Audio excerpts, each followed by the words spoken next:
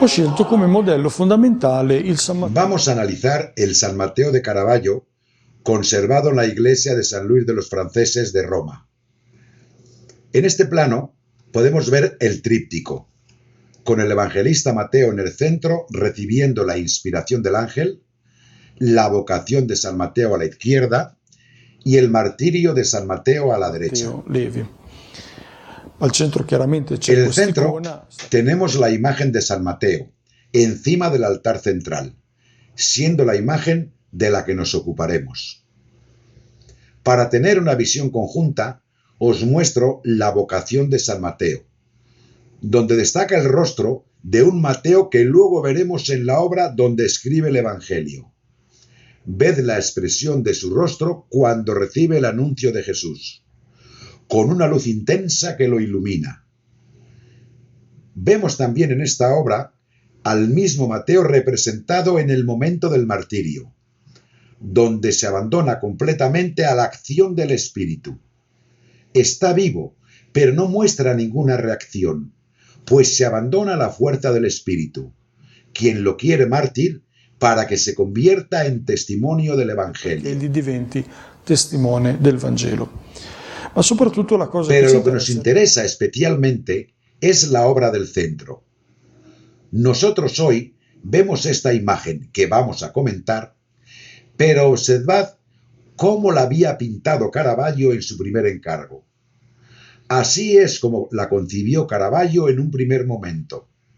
Vemos al ángel, quien de forma evidente toca la mano de Mateo y la guía en la redacción de su evangelio. Este modelo fue considerado poco preciso teológicamente por parte de quien había encargado la obra, pues se creía que la autonomía del hombre era mucho más grande, por lo que el ángel sugería ideas y el hombre después, dentro de su autonomía, escribía el Evangelio. Por eso, fue considerada no apta desde el punto de vista teológico y rechazada. Caravaggio, pues, hizo una nueva obra de la que nos vamos a ocupar. Es esta. Aquí vemos el momento excepcional en el que el ángel aparece desde el cielo en esta voluta. Señala algo con los dedos. Algún analista sostiene que señala los 5 grandes temas que cuenta con los dedos, pues según la tradición, el Evangelio de San Mateo es una gran interpolación del Evangelio de Marcos, con 5 grandes temas, el primero de ellos conocido por todos como el Sermón de la Montaña, por lo que el ángel en este momento le estaría señalando los 5 temas que debe escribir. Ved cómo Mateo, en el momento en el que se vuelve hacia el ángel y afectado ya por la presencia en él del Espíritu, se pone a escribir. Pero quizá la cosa más destacable es la forma en la que se apoya en la banqueta, que os muestro en detalle en este plano. ¿Qué quiere decirnos con ello Caravaggio? Con esta postura, Caravaggio nos dice que el hombre, cuando recibe la palabra de Dios, la recibe siempre en esta posición. Ved el detalle con el que nos transmite esta idea. La banqueta solo tiene 2 patas apoyadas en el suelo, mientras las otras 2 están en el aire, por lo que estamos ante una banqueta inestable. Pero Mateo está apoyando todo el peso de su cuerpo sobre esta banqueta inestable, por lo que intenta mantenerse en pie. De ahí esa postura tan particular del cuerpo. Se trata de una llamada a algo que ya hemos visto y dicho de forma muy clara en la transfiguración.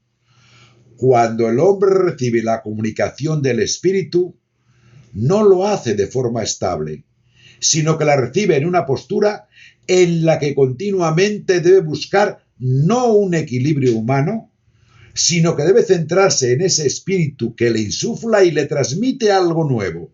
Creo que en este detalle extraordinario del pintor Caravaggio, que nosotros vemos con otros criterios, como la visión de que el autor consigue plasmar los volúmenes partiendo del claro oscuro, podemos apreciar la profundidad teológica con la que el pintor nos transmite unas ideas de claro contenido teológico.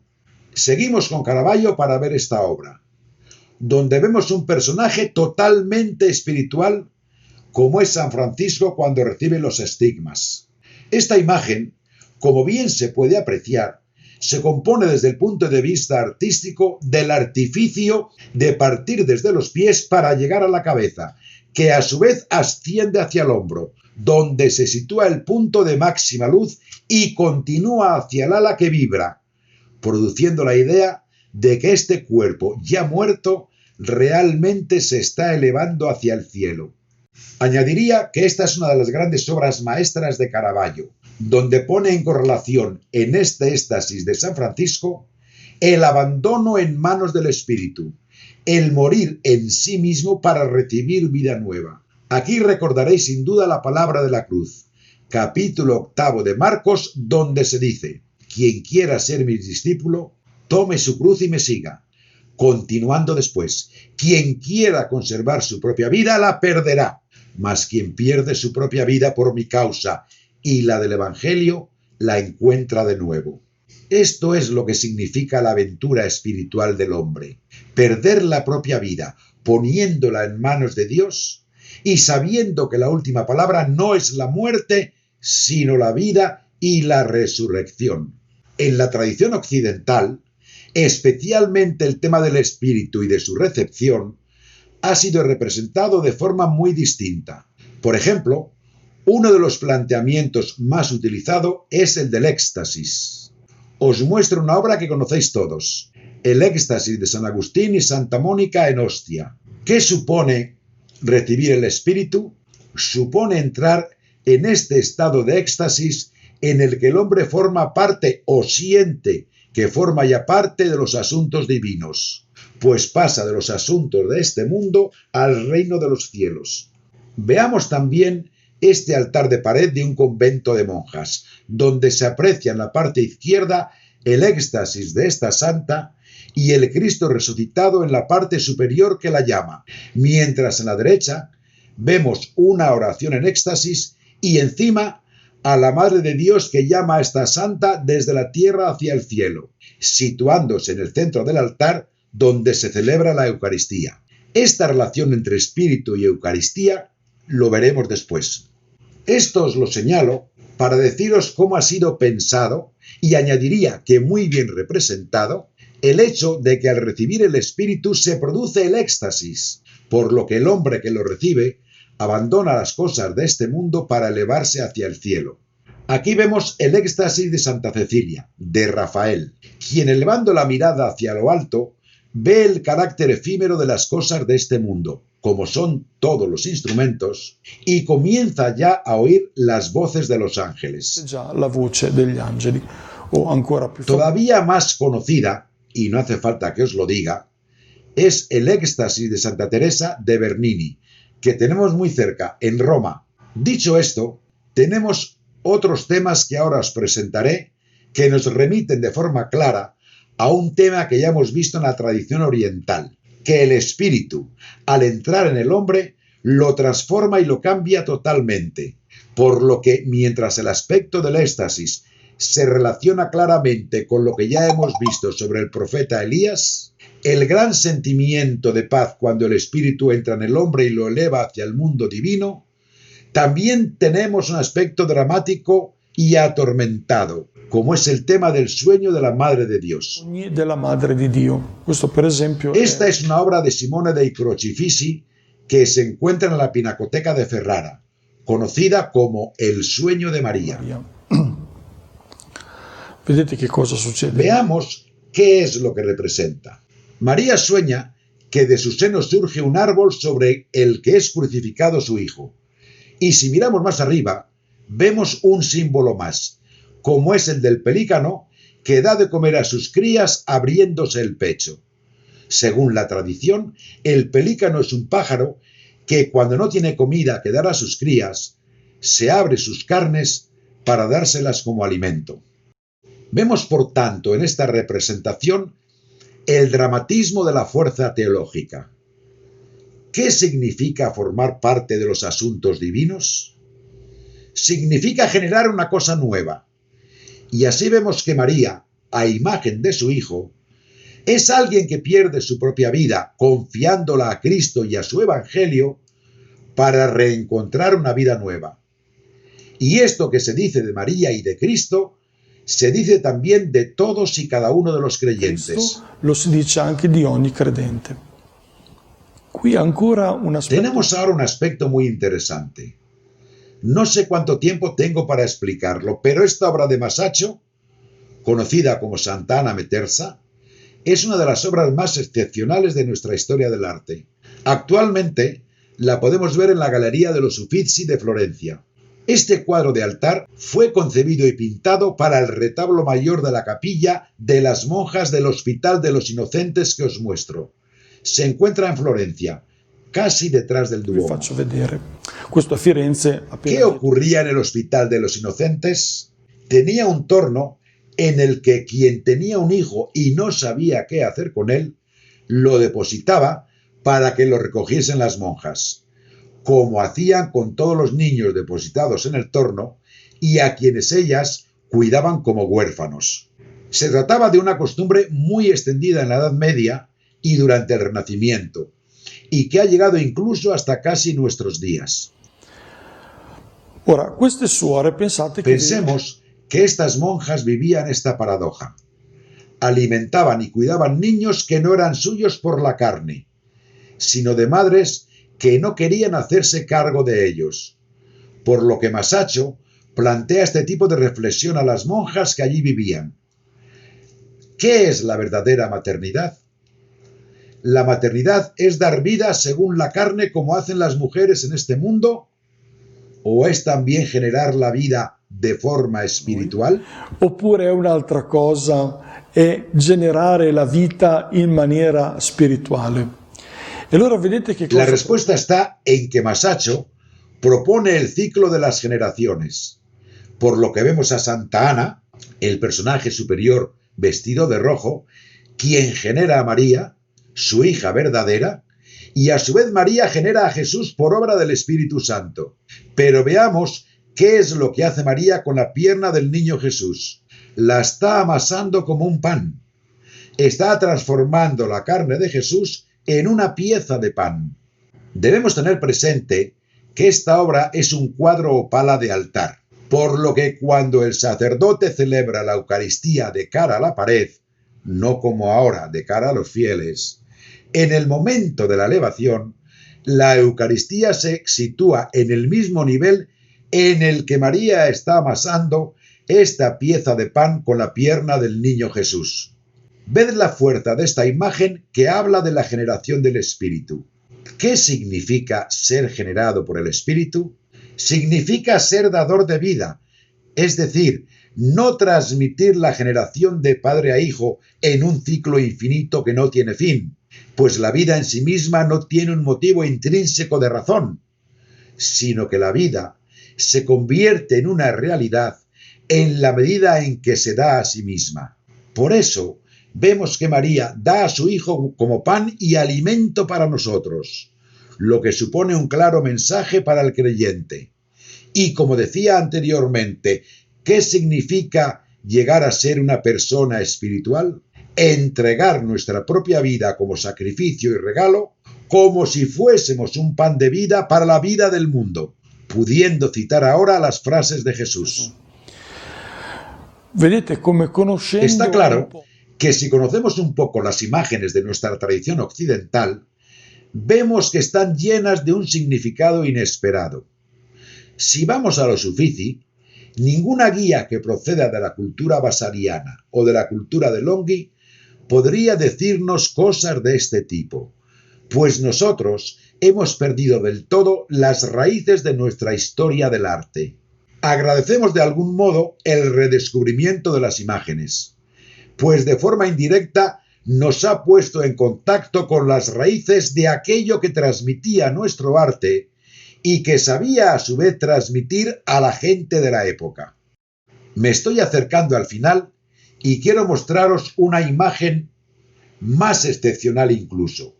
Su autor es Barna de Siena y es un cuadro o pala de altar, por lo que tenemos que imaginar al sacerdote debajo, celebrando cara a la pared y dando la espalda a los fieles. ¿Qué es lo que vemos? Debajo vemos a una mujer que lucha con el demonio. Después llega San Miguel y lo derrota. Encima vemos dos escenas. En la escena más grande tenemos el matrimonio místico de Santa Caterina y de Jesús. Debajo y en el centro tenemos una escena más pequeña, donde aparecen la Madre de Dios y una monja de clausura sentadas en un banco que juegan con el niño Jesús vestido de arlequín. Lo de arlequín lo digo yo, pues está vestido de un modo un tanto pintoresco y curioso. Pensemos que esta era a su vez la única televisión que tenían las monjas. Era la única imagen que ellas veían al menos 7 u 8 veces al día, desde los maitines y la misa, siendo la imagen que conformaba toda su vida. Entraban en el monasterio a los 8 años y salían solo cuando morían. Esta era, por tanto, la imagen que ha alimentado su imaginario durante toda su vida. ¿Cuál es el mensaje que nos transmite el autor? Barna de Siena está planteando una reflexión sobre lo que significa ser monja. Ser monja significa, sobre todo, convertirse en la esposa de Cristo, tal como vemos en la escena del matrimonio místico de Santa Caterina y de Jesús. ¿Qué significa vida espiritual? Quiere decir unión con Cristo. Hasta aquí queda todo claro, pero veamos la audacia de la escena pequeña. La monja se convierte, como María, en una nueva madre de Jesús. Curiosamente, nosotros siempre hemos llamado madres a las monjas, pues son una nueva madre de Jesús. Un'altra madre di Gesù. Se suele decir que esta confianza y esta proximidad con la maternidad se convierten en algo tan real que esta monja que está con la Virgen puede jugar con el niño Jesús. Estamos ante una imagen excepcional de una belleza espectacular. Es una imagen que me ha cautivado ya desde la primera vez que la vi. ¿Qué es lo que significa esta imagen? ¿Qué es la vida en el Espíritu? La respuesta está en la generación del Hijo. Una generación del Hijo en un sentido tan real que convierte en verdadera la femineidad de las monjas. En el sentido de que no es una cosa abstracta, sino algo muy concreto, por lo que quien genera el Espíritu genera a Cristo, por lo que puede jugar con él como hace una madre con su hijo. Finalizo con esta última imagen, que contiene en realidad dos imágenes, deteniéndome sobre la segunda. En ella vemos cómo se celebraba en la época renacentista, de cara a la pared. Os muestro esta imagen, tomada del libro de Timothy Verdon, para ver la asociación entre la elevación de la Eucaristía y la pala o cuadro de altar. La pala d'altare. Il fedele che vede da Los fieles que contemplan la escena desde su ángulo de visión ven asociado, especialmente en el momento de la elevación, el verdadero cuerpo de Cristo, la Eucaristía, con el niño Jesús que la Virgen sostiene en sus brazos. Observad la fuerza que había en esta catequesis. Todas las veces que veían la elevación de la Eucaristía, veían la relación estrecha entre el pan que se convierte en el cuerpo de Cristo con el niño que está en brazos de su madre. Il Cristo che è il bambino in braccio alla propria mamma. Ecco, da questa posizione... Con un planteamiento muy similar, pensemos que también han sido representadas las llamadas vírgenes de la leche, y esta va a ser mi imagen final. Esta es de Nino Pisano. Pensad que esta imagen estaba situada en el altar. ¿Cuál es su significado?